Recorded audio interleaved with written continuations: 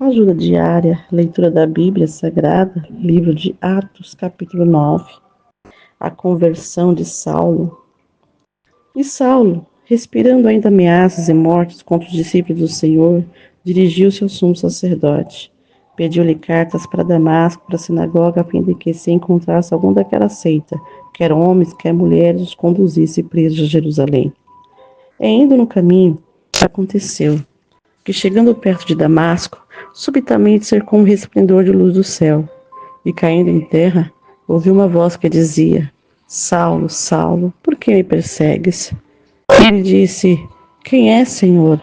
E disse o Senhor: Eu sou Jesus a quem tu persegues.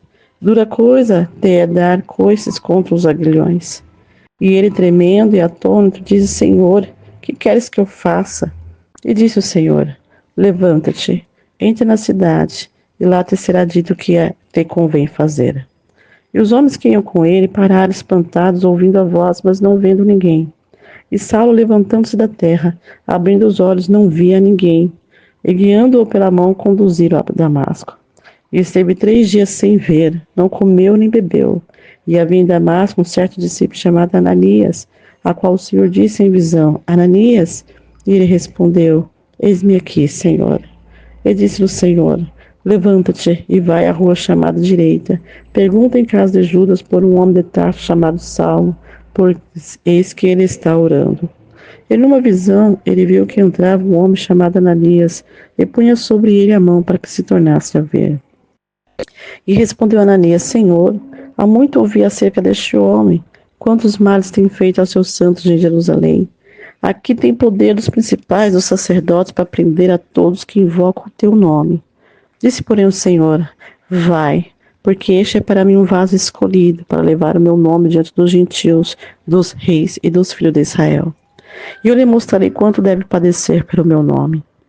Então Ananias foi, entrou na casa, impondo-lhe as mãos, disse: Irmão Saulo, o Senhor Jesus que te apareceu no caminho por onde vinhas me enviou, para que tornes a ver e sejas cheio do Espírito Santo. E logo lhe caíram dos olhos como umas escamas, e recuperou a vista. Então, levantando-se, foi batizado. E tendo comido, ficou confortado. E esteve Saulo alguns dias com os discípulos que estavam em Damasco. E logo nas sinagogas pregava a Cristo que este é o Filho de Deus. E todos que ouviam estavam atônitos e diziam: Não é este o que em Jerusalém perseguia os que invocavam este nome? E para isso veio aqui, para os levar presos aos principais sacerdotes? Saulo, porém, se esforçava muito mais em confundir os judeus que habitavam em Damasco, provando que aquele era o Cristo. E tendo passado muitos dias, os judeus tomaram conselho entre si para o matar. Mas as suas ciladas vieram ao conhecimento de Saulo, também como eles guardavam as portas, tanto de dia como de noite, para poderem tirar-lhe a vida.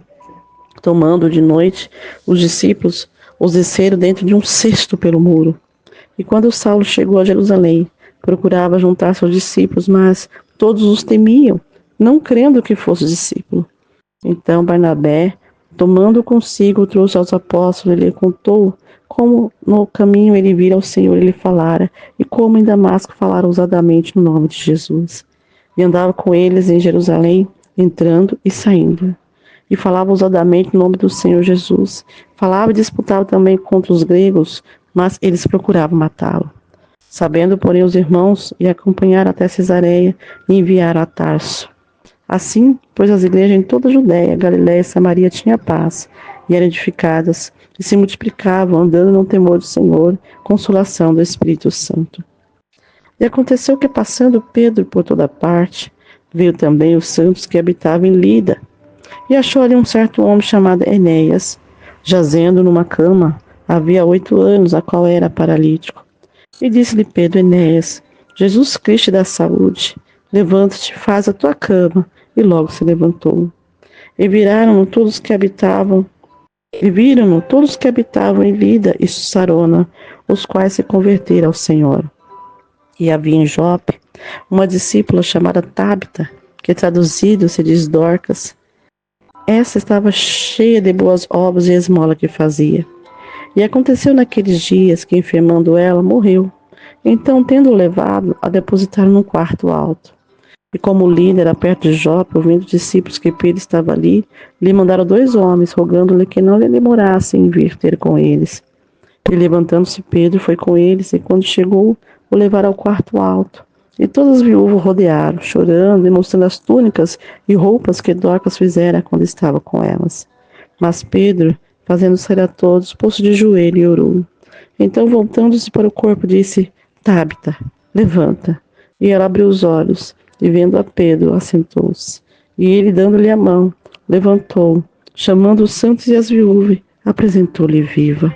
E foi isso notório por toda Jope, e muitos creram no Senhor. E ficou muitos dias em Jope com um certo Simão curtidor.